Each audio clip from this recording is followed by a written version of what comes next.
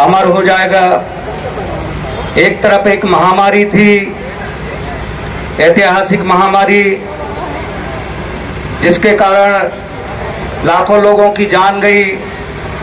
परंतु महामारी के अंदर यदि महामारी आ जाए तो उसका शिकार हमारे ये शहीद मनमोहन सावट्टी हुए, इसलिए उन्हें शहीद का दर्जा मिलना चाहिए और इसलिए वो हमारे लिए शहीद हैं, क्योंकि उनकी शहादत हुई है।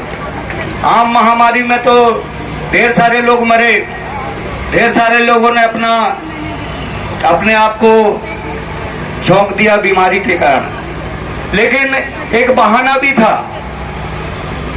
उनको बीमारी का भी बहाना था। लेकिन बीमारी के अंदर जो मैंने बोला कि बीमारी जो सुनियोजित तरीके से, जिनकी मांग हम लोगों ने CID, LIB और उच्च स्तरीय जांच करने के लिए हमने लिखा, लेकिन उस पर आज तक कार्रवाई नहीं हुई, क्योंकि वो जो महामारी के अंदर जो महामारी थी वो महामारी प्रायोजित थी।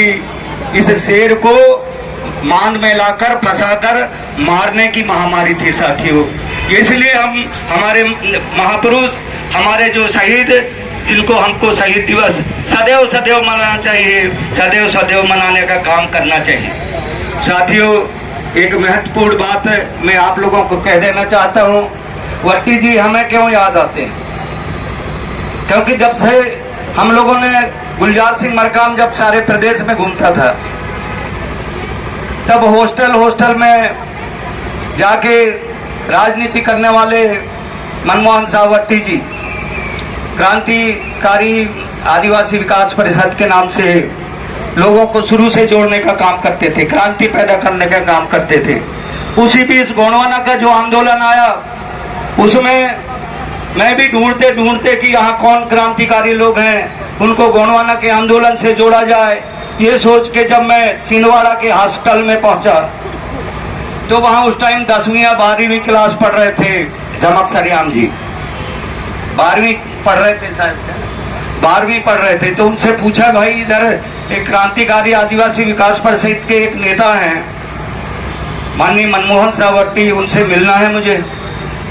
तो बोले ये वो तो जगह जगह जाते हैं साहब, कभी कभी यहाँ आके हॉस्टल में भी रुकते हैं। तो मैं ढूंढते साथियों 2-4 दिन यहीं रहा। इसके बाद वट्टी जी मिल गए। मिलने के बाद जो भी आगे की राजनीति हुई, लोकसभा उनको लड़ाया गया, जो भी शुरुआती दौर था, और इसके बाद जो यहाँ पर जो आंदोलन की रूपरेखा बनी, उनके साथ यहाँ गोंडवाना महासभा थी, गोंडवाना महासभा से मिलजुल के इस तरीके का एक नींव रखने का काम हुआ, और वो नींव के पत्थर हमारे मनमोहन सावट्टी बने। हमारी अपेक्षा थी कि मध्य प्रदेश में 2003 के टाइम एक अपेक्षा थी कि यहाँ पर हमारी सरकार हो, हमारी सरकार बनाने में हमारा रोल रहे, योगदान रहे। काफी जोर आजमाइश किया गया। यहाँ तो बड़े बड़े दिग्गज नेता रहते हैं, इसके बावजूद भी मनमोहन सावट्टी जी ने अपने टीम के साथ, टीम वर्क के साथ और अपने योग्यता और क्षमता के बल पर यहाँ पर एक उपस्थिति दर्ज कराई, गोंडवाना का झंडा गड़ाया। गोंडवाना के झंडे 2-3 जगह गाड़े 2003 में हम लोगों ने।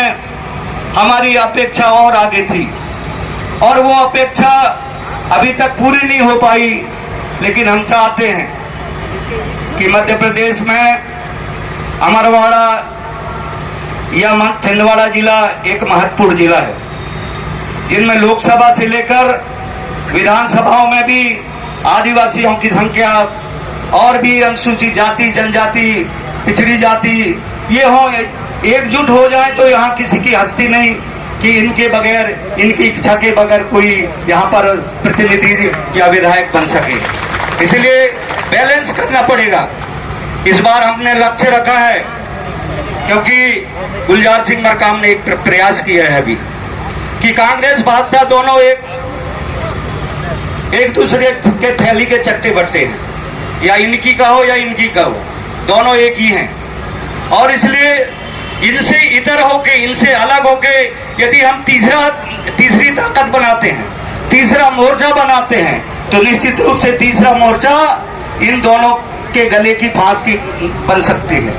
लेकिन यहाँ ये दोनों दल, चाहे कांग्रेस हो या भाजपा हो, यहाँ आके अडवाणी बोलते थे कि यहाँ तीसरी ताकत मध्य प्रदेश में पैदा नहीं होना चाहिए। जब कांग्रेस की सरकार थी तब अडवाणी यहाँ पर आके भाषण देते हैं कि यहाँ तीसरे दल को मत आने दो, कांग्रेस रहे या भाजपा, इसके अलावा कुछ नहीं। मतलब एक बार तुम राज करो और इसके बाद तुम थक जाओ, तुम्हारा पेट भर जाए, इसके बाद हम राज करें। मतलब तीसरे लोगों को मौका नहीं देना चाहिए। और यही कारण था साथियों, तीसरी ताकत जब यहाँ पर मध्य प्रदेश में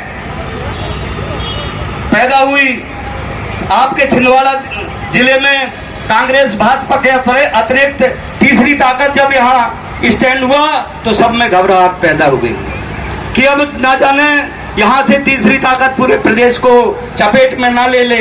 ये सोच के साथियों लगातार इस मुहिम को तोड़ने का काम हुआ। लेकिन हमारे जाबाज सिपाही ने, हमारे सम्मानीय मनमोहन साहब वट्टी ने इतना मेहनत किया, हमारे उनके साथियों के साथ लेकर इनके नए नए लोग, पुराने लोग, सियाने लोग, गायक, कलाकार, बैगा, भुनका, पन्ना, सबको लेकर उन्होंने इस गोंडवाना की जड़ को यहाँ बहुत गहरा पहुंचा दिया। और गहरा पहुंचा दिया, इसी का परिणाम है कि आज वो ताकत गिराव की तरह है, सिर्फ उसको दिशा की जरूरत है। सिस्टमैटिक अनुशासित दिशा यदि चलती है तो यहीं से तीसरी ताकत का उदय हो जाएगा। साथियों, आप फिर से यहाँ पर झंडा गड़ा देंगे।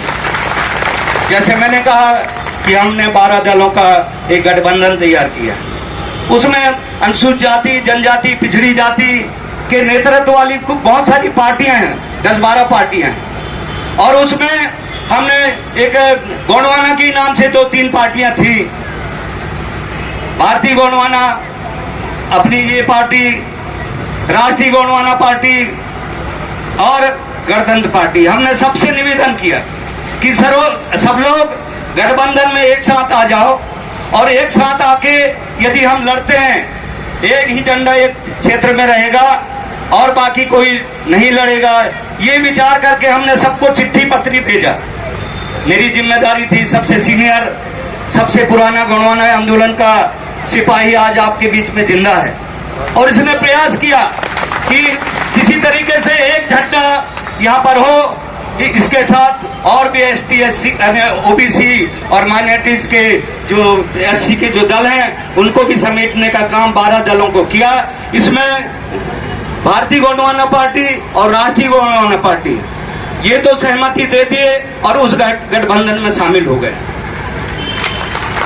और अब ये एक चिट्ठी हम लोगों ने गणतंत्र पार्टी वालों को भी भेजा, लेकिन अब उनकी तरफ से कोई सहमति दिखाई नहीं दी, ना आए नहीं। तो हम चाहते हैं कि ये जो 3 दल हम लोगों ने तय किया है कि एक क्षेत्र में एक ही दल, हमसे डिमांड हुआ कि भाई ये छिंदवाड़ा की सीटें कैसी होंगी,